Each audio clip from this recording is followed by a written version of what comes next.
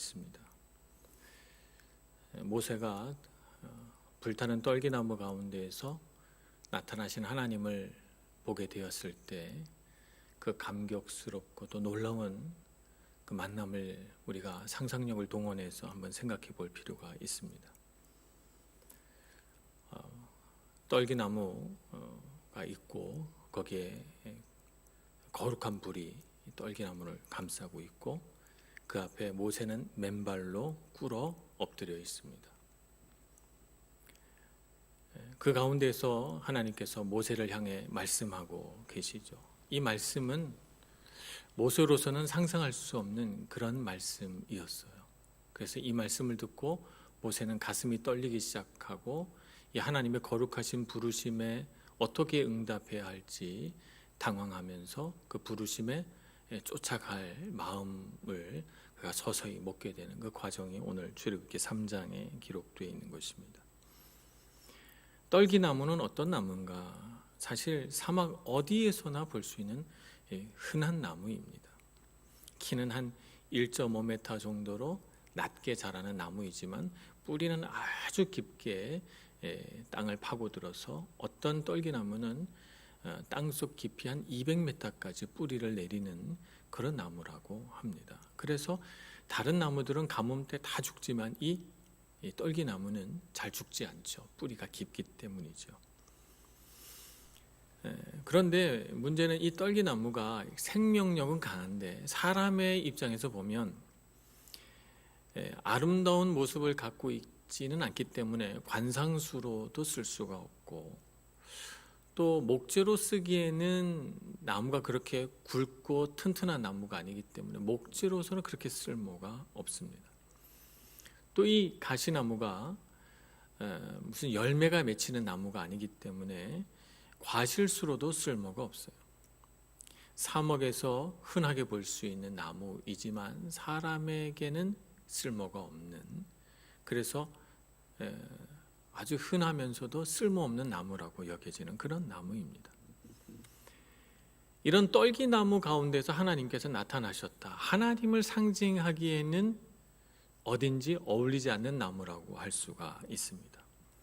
성경에서는 하나님께서 자기 자신을 나무로 표현하는 구절이 참 많이 나와 있는데 다른 어떤 성경 구절에서도 하나님을 이 떨기나무 혹은 가시나무로 묘사한 곳은 없습니다. 성경에서는 흔히 하나님을 올리브나무로 표현합니다. 감람나무로 표현하죠. 사사기 9장 9절에 보면 하나님께서는 자기 자신을 감람나무다 이렇게 묘사해 주십니다. 호세아서 14장 8절에서는 하나님께서 자기 자신을 나는 푸른 잣나무 같으니라고 말씀하셔요. 푸른 사시사철 푸른 가지를 이렇게 뻗고 이 줄기가 아주 커다란 이런 푸른 잣나무, 하나님을 상징하기에는 참 적절한 나무라고 생각이 듭니다. 또 요한복음 15장에서는 예수님께서 나는 포도나무요 너희는 가지라. 그래서 포도나무로 비유하십니다. 포도나무는 목재로 쓸 수 있을 만큼 큰 무슨 줄기를 갖고 있는 것은 아니지만 탐스럽고 먹음직스러운 포도가 주렁주렁 매달리는 모습으로서 하나님을 상징하기에는 굉장히 적절한 나무다. 예수님을 상징하기엔 참 적절한 나무다. 이런 생각을 하게 합니다. 그런데 오늘 모세에게 나타나셨을 때 하나님은 떨기나무 곧 가시나무 한가운데서 나타나셨습니다. 하나님은 왜 가시나무를 택해서 자기 자신을 나타내셨을까요? 사실 가시나무는 모세라고 말할 수 있습니다. 모세는 히브리인으로서 애굽 왕궁에 들어가 공주의 양자가 되었습니다. 누구든지 모세가 히브리인인 줄 알아요. 그러나 공주가 양자로 삼았기 때문에 앞에서는 모세한테 잘 보여야 됩니다. 그러나 뒤에서는 수근수근합니다. 그런 과정을 통해서 그는 어른이 되었습니다. 그는 자기 정체성에 대해서 혼란스러워하고 그 땅에서 살아가면서도 왕자의 지위를 갖고 있으면서도 그는 행복하지 않았고 자기 민족이 고통당하고 노예로 살아가는 것을 보면서 그의 마음속에는 분노가 일었습니다. 그는 애굽에서 자라나면서 애굽 왕궁에 어울리지 않는 이방인으로 컸습니다. 그는 가시나무였습니다. 그는 40세가 될 때까지 가시나무였습니다. 그러나 그가 사람을 죽이고 광야로 도망쳐가서 광야에서 살 때 그는 어떤 사람이었는가? 거기서도 그는 가시나무였습니다. 그는 버려진 듯한 삶을 살았습니다. 잊혀진 양치기로 사라졌습니다. 물이 부족한 사막 땅에서 말라 비틀어진 인생으로 살아간 것이죠. 그래서 그는 80노인이 되었습니다. 그는 하나님이 나타나신 떨기나무와 비슷한 모습이 되었을 거라고 생각합니다. 하나님께서는 가시나무 가운데 나타나셔서 가시나무처럼 살아온 모세의 모습을 비춰주고 계신 것입니다. 보통 불은 불이 타고 있는 물질을 다 태워서 소멸시키는 것이 불인데, 이 떨기나무 혹은 가시나무에 임한 불은 그 가시나무를 소멸시키지 않습니다. 불타고 있지만 소멸시키지 않고 아름답고 거룩하게 만들죠. 아마도 떨기나무에 임한 것은 진짜 불이 아니라 불처럼 보이는 하나님의 영이 아니었을까 싶습니다. 이것은 곧 가시나무처럼 살아온 모세를 하나님의 영이 뒤덮어서 지금까지 살아온 방식, 곧 가시나무로서 다른 사람을 찌르고 다른 사람을 위협함으로써 자기 자신을 지켜내야만 했던 그런 모세의 삶을 더 이상 살지 않고 하나님의 영에 휩싸여 살아갈 모세의 모습을 아마 보여주는 것이 아닐까 이렇게 생각이 됩니다. 하나님은 모세를 베어버리시거나 혹은 모세를 전혀 다른 모습으로 바꾸어 내시려고 하시는 것이 아니라, 다른 나무로 바꾸어서 쓰시려고 하시는 것이 아니라 가시나무 그대로 쓰고자 하십니다. 이것은 하나님의 인격적인 부분을 우리에게 보여주시는 것입니다. 하나님은 모세가 살아온 인생을 이해하시고 모세가 지금까지 살아온 인생을 통해서 어떤 모습인지를 아시면서도 그것을 인정해 주십니다. 그래도 괜찮다라고 말씀하시는 것이죠. 가시나무여도 괜찮다는 것입니다. 그러나 가시나무로 살지 말고 하나님의 영으로 살으라고 우리에게 말씀하고 있는 것입니다. 가시에 의존해 사는 한 가시로 찌르고 가시로 인해서 아무도 내게 가까이 오지 않음으로써 외롭고 마른 삶을 살아갈 수밖에 없다는 것을 알려주는 동시에 우리가 하나님의 영으로 살아가야만 우리는 거룩해지고 더 이상 가시나무 같은 인생이 아니라 거룩한 하나님의 사람으로서의 삶을 살 수 있다고 우리에게 가르쳐 주시는 것입니다. 그래서 떨기나무 가운데 나타난 하나님은 가시나무 같은 우리의 인생을 바꾸어 내셔서 어떻게 하나님의 부르심으로 하나님의 인도하심 가운데 살아가야 하는가 하는 것을 모세뿐만 아니라 우리에게도 가르쳐 주시는 그런 말씀이다, 이렇게 볼 수가 있습니다.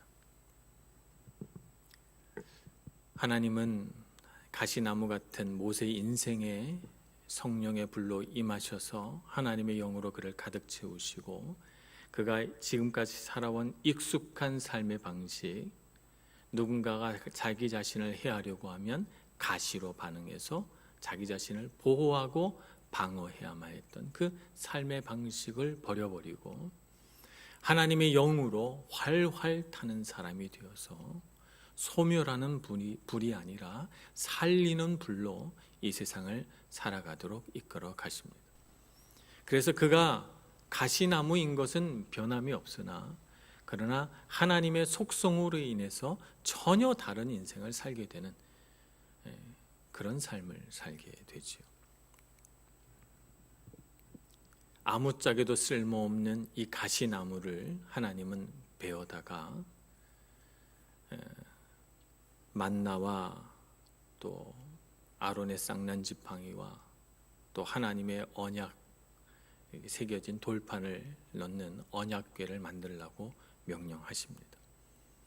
그래서 이 가시나무, 정말 목재로도 쓸모없는 이 가시나무를 다듬어서 그것으로 언약궤를 만들고, 이 언약궤를 만드는 나무를 조각목이라고 하는데, 이 조각목이 바로 가시나무, 그 떨기나무를 다듬어서 만든 목재를 조각목이라고 합니다. 이 조각목으로 하나님의 언약궤를 만드는 것이죠. 가시나무는 우리 사람이 일상생활에서는 쓸모가 없는, 관상수로도 과실수로도 목재로도 쓸모없는 나무이지만, 그러나 하나님 손에 붙들리면 거룩한 하나님의 언약을 담는 언약궤가 되는 것입니다.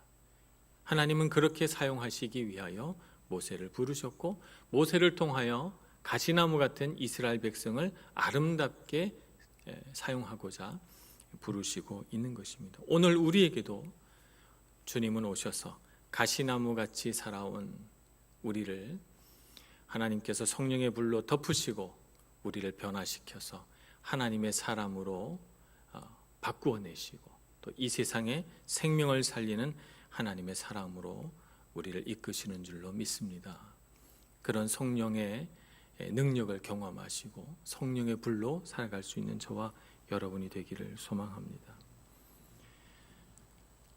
하나님께서 이렇게 가시나무 가운데서 나타나셨는데, 모세는 하나님께서 어떤 목적과 뜻을 갖고 계신지 충분히 알지 못했습니다. 그래서 하나님께서 불꽃 가운데 나타나셔서 말씀하시는 그때 모세는 하나님의 뜻을 몰라서 여러 차례 하나님의 명령을 거절합니다. 하나님께서 말씀하시는 그 순간이 감격스럽고 벅차고, 그래서 주여 나를 사용하시옵소서 이렇게 반응한 것이 아니었습니다. 하나님께서 너를 이스라엘을 애굽 땅에서 탈출할 인도자로 너를 세우겠다, 탈출시킬 인도자로 세우겠다라고 말씀하셨을 때 이 말씀이 굉장히 부담스러웠습니다.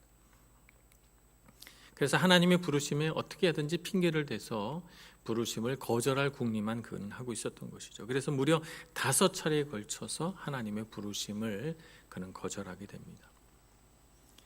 첫 번째는 제가 누구기에 이런 사명을 감당할 수 있습니까? 이렇게 모세가 반문합니다. 그래서 하나님께서 모세에게 위로를 베풀어 주시죠. 내가 너와 함께 하리라 이렇게 말씀해 주십니다. 두 번째는 그들이 만약 나에게 이렇게 물으면 어떡합니까? 너에게 그렇게 말씀하신 이가 누구냐? 그의 이름이 무엇이라고 하느냐라고 물으면 제가 저를 부르신 하나님을 뭐라고 소개해야 됩니까? 이렇게 묻습니다. 그래서 오늘 본문의 말씀, 나는 스스로 있는 자라라고 말씀하시고, 내가 아브라함의 하나님이요 이삭의 하나님이요 야곱의 하나님이다 이렇게 선포하십니다. 이런 모세의 당돌한 질문에 하나님은 여러 차례 대답하시면서 모세에게 가라 강권하십니다. 모세는 하나님을 잘 모른다고 생각해서 나는 당신을 잘 모릅니다. 하나님의 명령을 따르기에는 부족합니다. 이렇게 계속해서 말합니다. 그러나 하나님은 모세에게 하나님 자신을 계시하시기로 작정하시고 하나님을 나타내시고 그를 이끌어 가십니다. 모세는 자기 일상의 편안한 삶으로 돌아가기를 원합니다. 어떤 핑계를 대서라도 하나님이 자신의 삶에 개입하지 않았던 그런 삶, 자신의 일상의 삶으로 돌아가기를 원합니다. 익숙하고 예측이 가능하고 자기 자신이 광야에서 40년을 살면서 배웠던 그 모든 자신의 익숙한 삶으로 돌아가기를 원하는 것이죠. 그러나 하나님은 새로운 인생으로 모세를 이끌어 가기를 원하셨습니다. 나는 스스로 있는 자다라고 말씀하시면서 하나님 자신을 계시하시고 하나님과의 관계 안에서 모세가 새로운 하나님에 대하여 눈뜨기를 원했던 것입니다. 하나님은 스스로 있는 자이시기 때문에 하나님은 독립적인 분이십니다. 어떤 다른 존재에게 의존하지 않으십니다. 사람에게 의존하지 않으십니다. 환경에 의존하지 않으십니다. 상황에 의존하지 않는 분이십니다. 스스로 있는 분이십니다. 하나님은 자유로운 분이십니다. 이 세상의 무엇도 하나님을 구속할 수 없습니다. 속박할 수 없습니다. 하나님은 스스로 있는 자이기 때문에 그렇습니다. 하나님은 어떤 것에도 묶이지 않습니다. 물질에도 묶이지 않고 사람에게도 묶이지 않고 어떤 생각에도 묶이지 않습니다. 하나님은 독립적이며 자유로운 분이시죠. 그러나 이스라엘은 그렇지 않습니다. 이스라엘의 상황은 그들의 신분은 노예요. 그들이 하는 모든 일들은 애굽 사회에 철저히 예속돼 있어서 그들은 독립적이지도 않고 자유롭지도 않습니다. 이런 이스라엘 백성들에게 하나님이 가지고 계신 본성, 독립적이며 자유로운 삶을 꿈꾸게 하고 그들을 그러한 삶으로 이끌어 가시려고 지금 모세를 부르시는 것입니다. 애굽 땅에서 이스라엘 백성들은 철저한 애굽의 지배를 받고 있었습니다. 애굽 땅이 이스라엘 백성을 다스리는 방법은 두 가지입니다. 하나는 채찍이죠. 그들은 무시무시한 채찍으로 이스라엘 백성들에게 두려움을 줍니다. 그래서 그들이 애굽 땅의 그 권력, 그들의 힘, 그들의 군사력, 그들이 갖고 있는 폭력과 그들이 주는 두려움에 사로잡혀서 살아갈 수밖에 없게 되어 있습니다. 또한 그들의 의식주는 다 애굽 땅에 의존되어 있습니다. 애굽에서 주는 물자들로 인해서 그들은 살아가야 합니다. 그것이 없으면 그들은 살 수 없다고 생각하는 거예요. 다른 한편으로는 채찍을, 다른 한편으로는 의식주를 공급해 줌으로써 애굽 땅에 있는 이스라엘 백성들은 철저하게 애굽 문화와 애굽 권력에 예속되어 있는 것입니다. 그래서 그들은 자유롭지도 않고 독립적이지도 않습니다. 그런 이스라엘 백성들 앞에 하나님은 자기 자신을 스스로 있는 자다라고 소개하고 있는 것이죠. 성경에 묘사된 하나님의 모습을 볼까요? 하나님은 약속의 하나님이시다 이렇게 말씀합니다. 신실하신 하나님, 선한 목자이신 하나님, 왕이신 하나님, 창조주이신 하나님, 생명의 하나님, 인도하시는 하나님, 전능하신 하나님, 정의와 자비의 하나님, 아버지신 하나님, 사랑의 하나님. 하나님은 다양한 모습으로 자기 자신을 계시하시고 이런 하나님의 모습 가운데서 계속적으로 우리가 발견하는 것은 하나님은 자유로우신 분이시고 하나님은 매우 독립적인 분이시다라고 하는 것입니다. 하나님께서 갖고 있는 이러한 하나님의 본성을 우리에게 보여주시고 우리도 이 세상에서 자유하고 독립적으로 의존되지 않은 사람으로 살아가게 되기를 하나님은 간절히 원하십니다. 그래서 모세를 통하여 이스라엘 백성을 구원하시려고 하는 것입니다. 애굽 땅에서 하나님의 백성에게 내려진 그 비인격적인 대우를 하나님은 바꾸시려고 하는 것입니다. 그래서 애굽 백성들의 어떤 이런 폭력과 그들이 주는 두려움과 그들이 묻고 있는 그 모든 의식주로부터 그들이 독립해서 자유로운 삶을 살아갈 수 있도록 하나님은 먼저 모세를 훈련시키시고 그리고 모세를 보내시고 모세의 모습을 바꿔내심으로써 모세 가운데 하나님의 모습을 계시하시고 그리고 모세를 따라 이스라엘 백성들이 용감하게 광야를 향해 나아갈 수 있도록 해 가십니다. 오늘 우리도 그와 같은 하나님의 은혜 가운데 있는 줄로 믿습니다. 우리가 생각할 때 우리는 자유로운 것 같지만 사실 많은 부분에서 우리는 자유하지 못합니다. 묶여 있습니다. 물질에 묶여 있고 사랑에 묶여 있고 사람에 묶여 있고 우리 마음에 묶여 있는 것들이 참 많이 있어요. 우리는 스스로 독립적이 되려고 애쓰지만 많은 부분에서 의존적입니다. 사람에게 의존적이고 상황에 의존되어 있고 우리 소유물에 의존되어 있습니다. 그래서 우리가 의존하는 것이 부족하여지고 결핍되기 시작하면 우리는 두렵습니다. 우리는 두렵고 우리가 그 의지하는 것들이 나의 삶의 안정과 만족을 깨뜨릴까 봐 우리는 늘 염려하고 걱정합니다.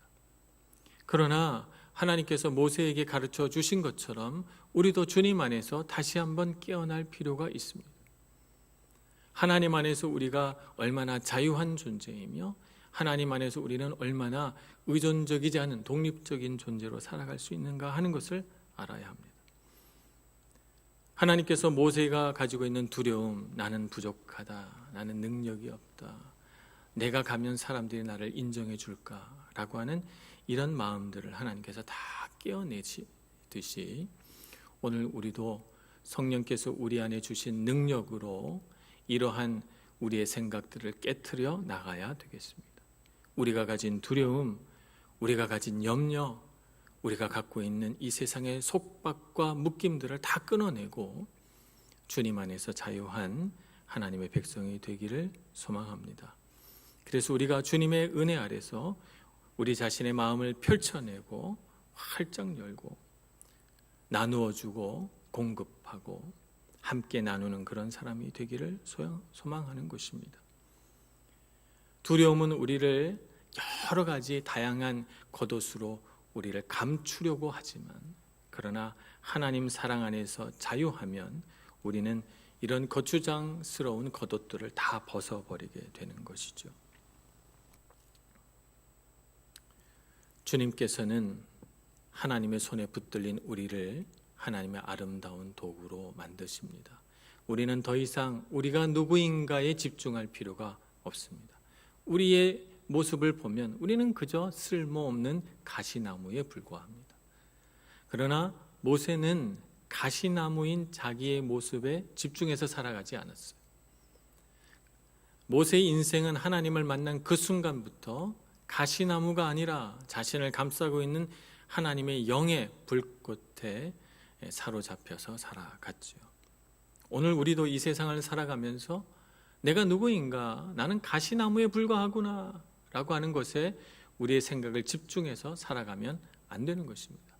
가시나무에 불과한 아무 쓸모없는 우리를 부르시고 우리 가운데 성령의 불을 부으셔서 성령의 불로 활활 타며 살아가게 하신 하나님의 은혜에 우리의 생각을 집중할 때 우리는 하나님의 영광과 거룩함과 능력을 누리게 되는 것입니다. 그래서 고린도후서 4장 7절의 말씀은 우리에게 이렇게 말씀하십니다.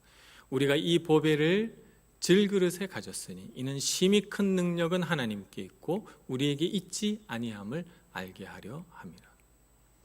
그렇습니다. 우리는 가시나무요 질그릇입니다. 우리에게는 아무 자랑할 것이 없고 부족하기 그지없는 존재이나 그러나 우리가 이 세상을 능력 있게 살아가는 이유는 우리가 무언가 자랑할 것이 있어서가 아니라 가시나무를 덮은 하나님의 영이 우리에게 있기 때문이고 질그릇 같은 우리에게 보배가 담겨졌기 때문입니다. 우리 자신의 것으로 자랑하고 우리의 자신의 것으로 인정받으려고 하지 않고 하나님의 것으로 하나님께 영광 돌리고 하나님께서 주신 보배를 통하여 하나님의 능력을 체험하는 우리가 되기를 소망하는 것입니다. 그러므로 우리 자신을 보지 않고 하나님을 볼 수 있기를 소망합니다. 우리를 자유케 하시고 우리로 하여금 의존적으로 만들지 않으시며 우리로 하여금 하나님의 능력을 가지고 이 세상으로 나아가게 하시는 하나님의 은총을 누리기를 소망합니다. 그래서 하나님께서 모세의 인생에 출애굽을 주시고 이스라엘 백성에게 출애굽을 주셨듯이 오늘 이 시대를 살아가는 우리에게도 출애굽의 역사가 일어나기를 소망합니다. 부활절을 지나고 우리의 마음속에 생겨나는 것은 예수 그리스도의 십자가 보혈로 인해서 진정한 출애굽이 우리 안에 일어나 새 유월절을 누리기를 원하는 것입니다. 그 옛날 유월절은 문설주의 어린 양의 피를 바름으로써 출애굽의 역사가 일어났습니다. 유월절이 있었습니다. 오늘 이 시대의 유월절은 예수 그리스도의 피로 그의 보혈에 힘입어서 우리가 또 다른 유월절을 경험하는 것입니다. 자유한 삶을 향하여 하나님께서 주시는 독립적인 삶을 향하여 가시나무를 의존하지 않고 성령의 불에 의존하는 삶으로 우리를 이끌어가는 것입니다. 이 땅을 살아가면서 우리에게 많은 어려움과 두려움이 찾아오지만 이와 같은 하나님의 능력에 의지하여 살아간다면 우리가 이겨내지 못할 고난이 없는 줄로 믿습니다. 하나님을 의지하는 저와 여러분도요, 이 땅을 하나님의 능력으로 변화시킬 모세와 같은 사람 되기를 간절히 소원합니다. 기도하겠습니다. 자비로우신 하나님, 참으로 연약한 저희들을 하나님의 손으로 붙드시고 가시나무같이 쓸모없는 저희들을 성령의 불로 덧입혀 주셔서 거룩하게 하시고 능력 있게 하시고 은혜롭게 하시니 감사합니다. 더 이상 가시를 고집하며 살지 않게 해주시고 하나님의 능력에 의지해서 하나님을 자랑하고 하나님께 영광 돌리는 삶을 살아가도록 은총 내려 주옵소서. 예수님의 이름으로 기도합니다. 아멘.